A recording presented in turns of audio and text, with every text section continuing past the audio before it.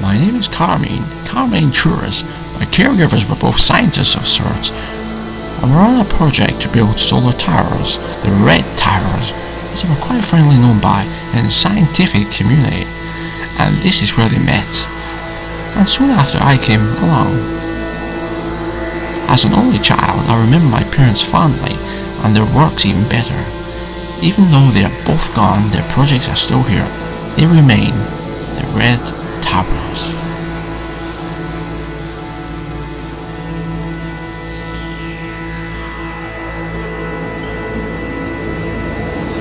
I grew up in the city, where life was difficult, and while I was protected by my family, it was a difficult life.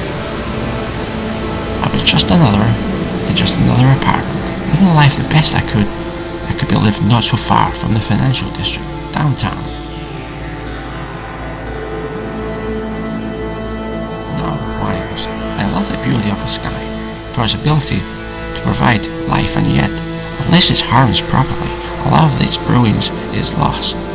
Free is a good price for sunlight, and although it costs money to design and build such devices to catch those rays, they offer great returns overall.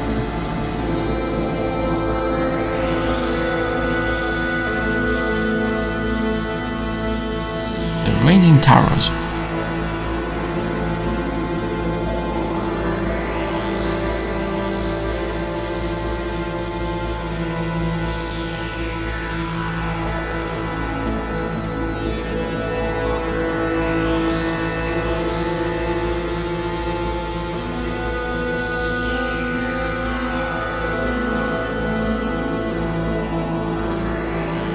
Another Brian Fredmore MacGregor production, 2021.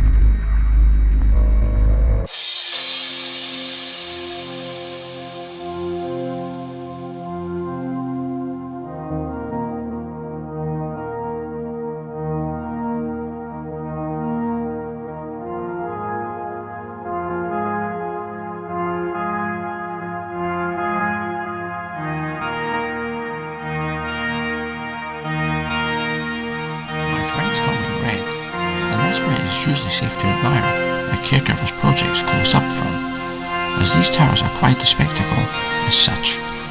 People have remarked them as being feats of engineering, and yet others have said they are most beautiful, yet now they are not so popular, as their design seems flawed somewhat. Those fossil fuels burned, and then much more of the same. Solutions were needed for the problem of when fossil fuels were not around. They were hailed as lifesavers, and yet each day those solar towers produced less power. They were falling apart, the heat was blind, bad placement of structure, poor quality minerals, so many excuses. Each day, every day, it was wet. They lost a little more power. The brilliance was being lost, washed away as such, literally, and nobody knew why. To compensate, more fossil fuels were needed to encompass the loss of power. The situation only ever worsened, and nobody still knew why, and it rained even more.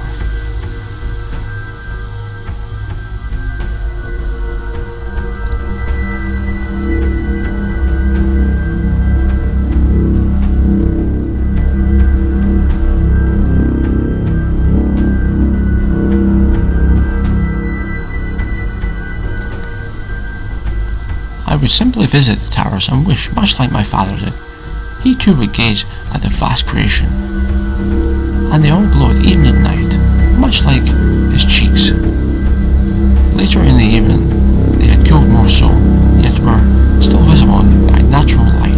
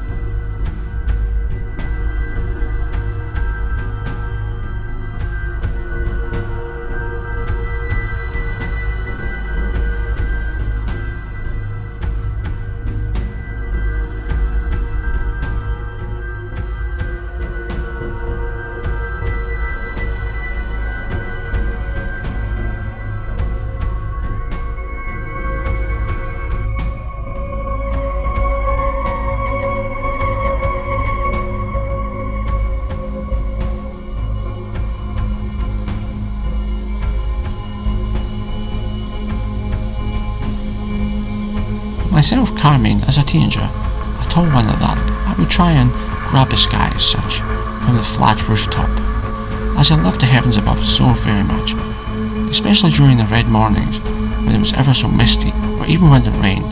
It made no difference. Its beauty lay in its own tragedy, which I weathered happily.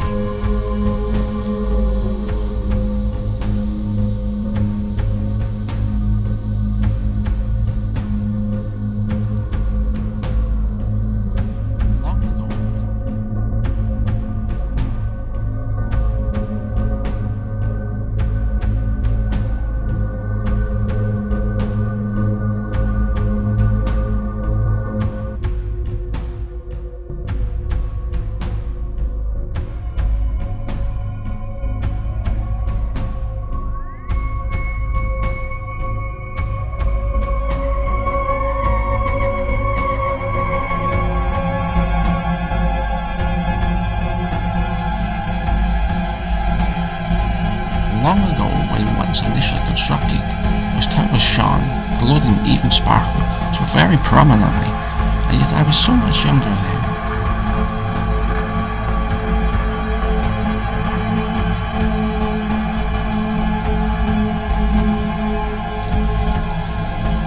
The towers were the brainchild of my own father, my late father, and whilst he was insightful, he made one unfortunate mistake, unintentional as it was, an error nonetheless. I, his son, the Red One, knew, and so did they. I tried many times to speak out, and yet I was disregarded.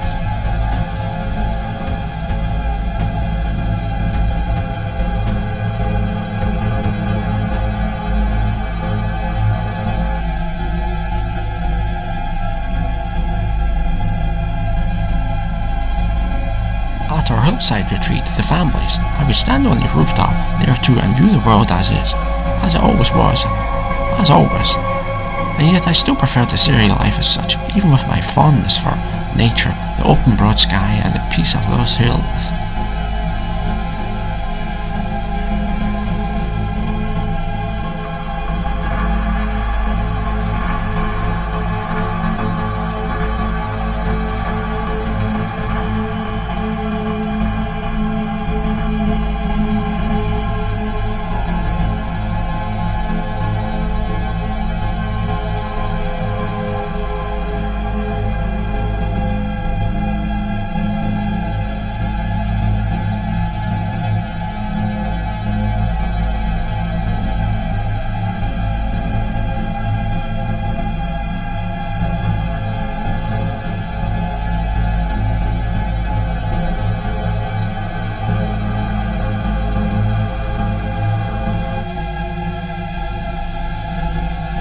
Nobody really understood my passion for the skies. Understanding how they worked and functioned as such was in my blood, my mother's, my father's, our blood. And yet still I pondered the world, my world, others too, all as such at the same spot, over and over, time and time again. So early in the morning normally, I would watch the stars twinkle away and find beauty, yet fault within every one. I'm not saying I'm perfect, the universe is not either, as is, and yet there's mystery in it, much like myself somewhat.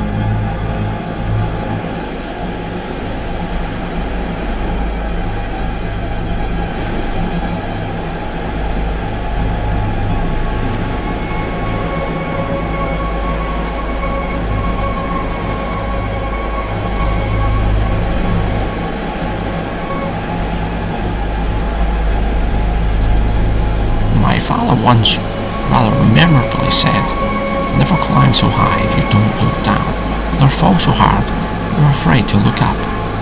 To continue, my son. To venture, my son. Even if it's only one step in the right direction, it's still one someone else can follow. It's not always about leaving an impression, rather it's about making one. Directly leading doesn't always mean so, where managing others means you lead indirectly. Find firm footing before you step, son."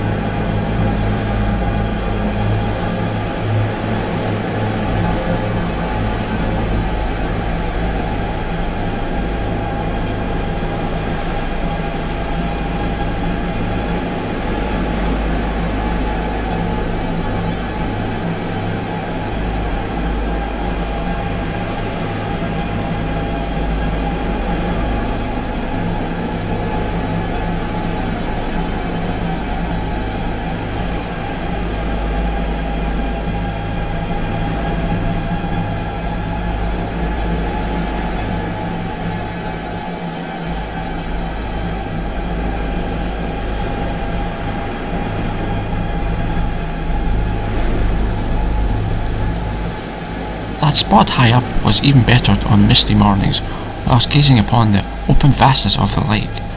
I often got lost within its beauty.